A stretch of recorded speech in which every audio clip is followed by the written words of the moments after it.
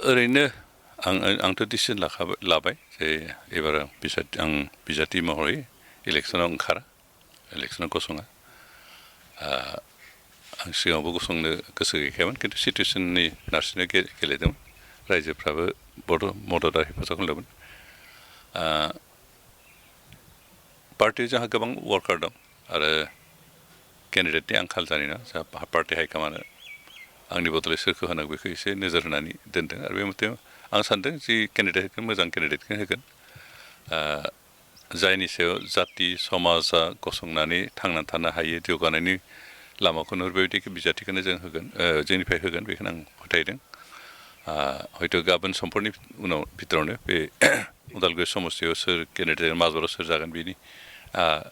बिथं माबाफोर इनफरमेसन जोंनि पार्टिनिफ्राय जोंनि हाइकामान्डआ होगोन बेनिखायनो आं गेलेया होननानै रावबो बेयाव केन्डिडेट थानाय नङा बेखौ सानना रायजोफ्राबो नार्भास जानो दरकार गैया खारन मानसिया सोलाय सोल' जानांगौ खिन्थु पार्टियाथ' दं पार्टि थानाय मिन्स पार्टि प्रिन्सिपालाव दं बेनिखायनो केन्डिडेट जायानो दा जाथों पार्टि प्रिन्सिपाल मथे थांगोन बेनिखायनो जायहा फैगोन बे बिथाङा मोजांखौनो खामानि मावगोन होननानै फोथायो